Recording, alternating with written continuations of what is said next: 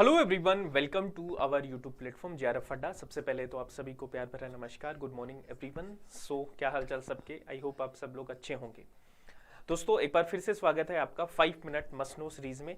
और आज का जो हमारा टॉपिक है वो है कोप 27, कॉन्फ्रेंस ऑफ पार्टीज 27, जो हाल ही में आपका इजिप्ट में समापन हुआ है, जिसका उसको आज हम विस्तार से चर्चा उसकी करने वाले हैं। तो यूएन क्लाइमेट चेंज कॉन्फ्रेंस 2022 कोप 27 है, जिसको हम बोलते हैं दोस्तों शर्म अल शेख बेसिकली। ठीक है, इसको आज हम पढ़ने वाले हैं, इसको आज हम डिटेल से कवर करेंगे कोप 27 को।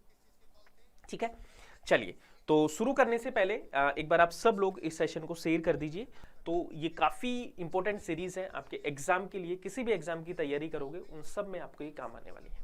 चलिए तो शुरू करते हैं कोप 27 को। सबसे पहले तो कोप 27 है, इसको हम बोलते हैं शर्म इल शेख। ये इजिप्ट में आपकी हुई थी। और ये इजिप्ट में कब से कब हुई थी दोस्तों? ये अभी नवंबर के मंथ में ये बेसिकली आपकी हुई है। 6 से 18 नवंबर के बीच में ये समिट है जो आपकी हुई थी। ठीक है, कहां पे हुई थी? इजिप्ट में आपकी होती है दोस्तों। ठीक है, इजिप्ट के शर्म अल शेख में आपकी ये हुई थी।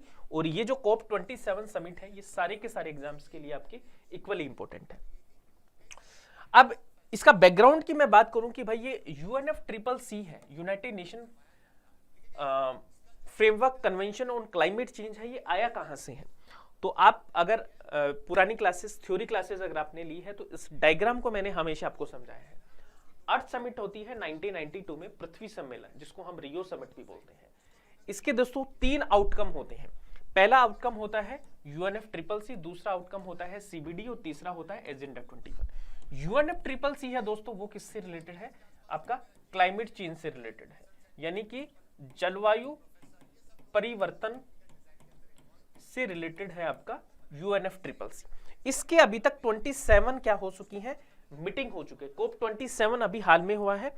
और कोप 28 है वो आपका होने वाला है। आप मुझे कमेंट करके बताएंगे कि कोप 28 है वो कहां पे होगा। ठीक है, ये आप मुझे बताएंगे। अब यहां पे आप देखोगे तो ये जो क्योटो प्रोटोकॉल है और पेरिस एग्रीमेंट है, क्योटो प्रोटोकॉल 1997 में होता है और पेरिस एग्रीमेंट आपका 2015 में होता है। दोनों की ही ये पेरेंट ट्रीटी मानी जाती है। और UNFCCC है ना, UNFCCC है, ये 21 मार्च 1994 को ये रेक्टिफाई की गई थी। ठीक है, 1994 को ये रेक्टिफाई की गई थी। और इंडिया ने इसको रेक्टिफाई किया था 1993 में 197 कंट्रीज के द्वारा। 1994 में इसको क्या किया गया था? रेक्टिफाई किया गया था, यानी कि लागू हुई थी। और इंडिया ने इसको रेक्टिफाई किया था 1994 में। और आई कब थी दोस्तों? ये 1992 में ये आई थी बेसिकली। ठीक है, तो ये चीजें आपको याद रखनी है। और भारत में इसकी जो नोडल मिनिस्ट्री है वो है ministry of environment, forest and climate change है, वो इसकी क्या है? नोडल मिनिस्ट्री है। अब आप मुझे कमेंट करके बताएंगे कि भारत के पर्यावरण मंत्री कौन है? Ministry of environment, forest and climate change, वो किसके अंडर में है? अभी आप मुझे कमेंट करके सब लोग बताएंगे। उसके अलावा दोस्तों हम बात करें कि इंडिया का जो डेलीगेशन है वो किसके द्वारा लेड किया गया था? वो हमारे union environment minister Bhupendra Yadav के द्वारा लेड किया गया था, जो कि 6 से 18 नवंबर के बीच में हुआ था आपका इजिप्ट में। ठीक है, जिसको हम बोलते हैं कोप 27।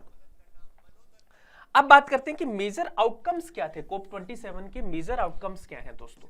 इसके ऊपर थोड़ी सी चर्चा करेंगे, क्योंकि एग्जाम में आपसे यही पूछे जाने वाले हैं कि कोप 27 में क्या क्या स्टेप्स, क्या क्या इनिशिएटिव्स हैं जो आपके लिए गए हैं। तो देखो, पहला इनिशिएटिव्स की मैं बात करूं तो सबसे पहला है आपका लॉस एंड डैमेज फंड। जो भी हमारे वनरेबल कंट्रीज हैं, वनरेबल कंट्रीज चाहे क्लाइमेट से रिलेटेड हो, अभी कोविड में जिन कंट्रीज की बुरा हाल हुआ है, उन सभी के लिए दोस्तों एक लॉस एंड डैमेज फंड है, उसको बनाया गया है, जिससे कि उनको वित्तीय सहायता है वो प्रदान की जाए। तो पहला क्या है? लॉस एंड डैमेज फंड, पहला इसमें जो इनिशिएटिव लिया गया है। उसके बाद में दूसरा है दोस्तों टेक्नोलॉजी के ऊपर।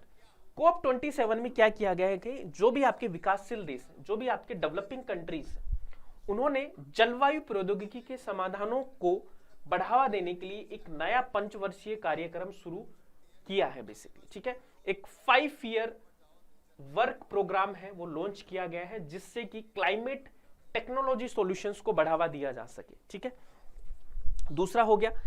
तीसरा इनिशिएटिव की मैं बात करूं तो आपका है मिटिगेशंस। ठीक है, इसके लिए क्या है कि ये जो इनिशिएटिव्स और ये सब लिए जा रहे हैं, इसको थोड़ा सा रफ्तार देने के लिए, ठीक है, इसको महत्वाकांक्षा और पर्यावरण को बढ़ाने के लिए एक समन कार्यक्रम शुरू किया गया है। ठीक है, ये चीज आपको याद रखना है। और इसके तहत साल में कम से कम 2 बार डायलॉग है वो किए जाएंगे, मतलब 2 बार है वो सारी कंट्रीज एक बार बैठेंगी साथ में, और क्या चीजें हुई हैं क्या चीजें नहीं हुई उसके बारे में उसमें चर्चा की जाएगी। उसके बाद में है आपका global stock take. Global stock take है, ये भी COP 27 में ही बेसिकली आया है दोस्तों। ठीक है, तो ये संयुक्त राष्ट्र जलवायु परिवर्तन जो सम्मेलन है ना, उसके तहत दोस्तों यहाँ पे क्या किया गया है कि आपका एक मैकेनिज्म बनाया गया है दोस्तों, जो कि पेरिस एग्रीमेंट के तहत ही इसकी बात हुई थी, लेकिन अभी फिर से उसकी बात की गई है, ग्लोबल स्टॉक टेक की बात की गई है दोस्तों। ठीक है, तो एक आपको ये बात याद रखना है कि ग्लोबल स्टॉक टेक किससे रिलेटेड है, तो UNFCCC 27 से रिलेटेड है आपका, और पेरिस एग्रीमेंट से भी। एक दोस्तों शर्म अल शेख एडप्शन एजेंडा है ना, शर्म अल शेख एजेंडा जो है, इसके तहत 2030 तक सबसे अधिक जलवायु संवेदनशील समुदायों में रहने वाले 4 अरब लोगों के लिए लचीलापन बढ़ाने हेतु 30 अनुकूल परिणामों की रूपरेखा है वो तैयार की गई है बेसिकली। ठीक है, जो सबसे वनरेबल कंट्रीज हैं उनके लिए 30 अडॉप्शंस आउटकम्स हैं वो तैयार किए जा रहे हैं 2030 तक। ठीक है, एक दोस्तों ये बहुत ज्यादा इंपॉर्टेंट है, अवेयर आपसे पूछा जा सकता है, action on water adaption and resilience initiatives, very very important. ठीक है, वाटर की इंपॉर्टेंस को बढ़ावा देने के लिए या वाटर की इंपॉर्टेंस को लोगों को अवेयर करने के लिए action on water adaption and resilience initiative है वो लॉन्च किया गया है। एक दोस्तों अफ्रीकन कार्बन मार्केट इनिशिएटिव है, ये भी COP 27 का ही प्रोडक्ट है, इसको जरूर याद रखना है। It was launched to support the growth of carbon credit production and credit jobs in Africa। ये अफ्रीका के लिए है। इनकी फुल फॉर्म्स भी आपके एग्जाम में आ सकती हैं, तो फुल फॉर्म भी आपको याद रखना है। इसके अलावा दोस्तों आपका है ग्लोबल रिन्यूएबल अलायंस। तो आपसे कोई पूछे कि ग्लोबल रिन्यूएबल अलायंस है वो कौन सी COP में आया था, तो वो आपका COP 27 में आया था बेसिकली। ठीक है, तो इसको जरूर याद रखिएगा, है ना। वैश्विक नवीकरणीय गठबंधन, ठीक है, ये कहां पे आया था, COP 27 में आया था। तो ये सारी चीजें आपको याद रखनी है। इसके अलावा दोस्तों एक चीज आपको बहुत अच्छे से याद रखनी है, ये बहुत सारे एग्जाम में आपसे पूछा जा सकता है कि इंडिया के द्वारा, गवर्नमेंट ऑफ इंडिया के द्वारा क्लाइमेट चेंज से निपटने के लिए कौन कौन से स्टेप्स लिए जा रहे हैं, कौन कौन से प्रोग्राम्स हैं जो क्लाइमेट चेंज को रोकने के लिए लिए जा रहे हैं। तो ये सारे के सारे हैं जो क्लाइमेट चेंज को रोकने के लिए स्टेप्स हैं जो भारत सरकार के द्वारा लिए जा रहे हैं। जैसे पंचअमृत घटक, ये COP 27 में हमारे PM के द्वारा दिया गया था। National action plan on climate change NAPCC 2008 में आया था। State action plan on climate change, national adaptation fund, international solar alliance, commitment to the Paris agreement, national hydrogen energy mission, national offshore wind energy policy. तो ये सारे के सारे steps हैं, ये भारत सरकार के द्वारा लिए गए हैं क्लाइमेट चेंज से निपटने के लिए। ठीक है, भारत सरकार द्वारा जलवायु परिवर्तन से निपटने के लिए जो प्रयास हैं वो ये सारे के सारे प्रयास हैं, ये आपको याद रखना है। एग्जाम में आपके डायरेक्ट क्वेश्चन है जो इस पोर्शन से आपके बनते हैं। ठीक है, तो ये था आपका COP 27। उम्मीद करता हूं कि आपको ये हेल्प करेगा। ठीक है, इसको आपको दोबारा से रिवाइज करना है क्योंकि यहां से आपके पक्का एक क्वेश्चन है वो एग्जाम में पूछा जाएगा। लिए इतना ही है। Thank you so much everyone. फिर मिलेंगे नेक्स्ट सेशन में। कमेंट करके जरूर बताना कि आपको ये सीरीज कैसी लगी है। फिर और कोई टॉपिक आपको प्रॉब्लम है तो वो भी आप कमेंट करके बता सकते हैं कि सर इस टॉपिक पे वीडियो बना दो। थैंक यू सो मच, मिलते हैं गाइस नेक्स्ट। अगर अभी तक आपने JRF अड्डा की वेबसाइट को विजिट नहीं किया है तो आप सब लोग JRF अड्डा की वेबसाइट को भी विजिट कर लीजिए, क्योंकि यहाँ पे आपको सारे के सारे PDF, यहाँ पे सारी क्विजेस, टेस्ट शेड्यूल, एवरीथिंग, आपको सारी चीजें हैं जो JRF अड्डा की वेबसाइट पे मिल जाएंगी। www.jrfadda.com, यहाँ से आप जितनी भी आपको इन्फॉर्मेशन चाहिए वो सब यहाँ पे मिलेंगी, PDF वगैरह सब। साथ में दोस्तों टेलीग्राम चैनल भी आप ज्वाइन कर सकते हैं, यहाँ पे भी आपको सारे के सारे सेशन शेयर किए जाते हैं, PDF नोट शेयर किए जाते हैं, वो सब आपको टेलीग्राम चैनल पे मिलेंगे। इसके अलावा दोस्तों हम बात करें अर्ली बर्ड बैच के बारे में, तो आप सब लोग जितने भी स्टूडेंट इस बार दिसंबर की तैयारी कर रहे हैं, पेपर 1 को अपने स्ट्रॉन्ग करना चाहते हैं, पेपर 2 को स्ट्रॉन्ग करना चाहते हैं, तो आप सभी के लिए अर्ली बर्ड बैच चल रहा है और लास्ट मौका है आपके पास में।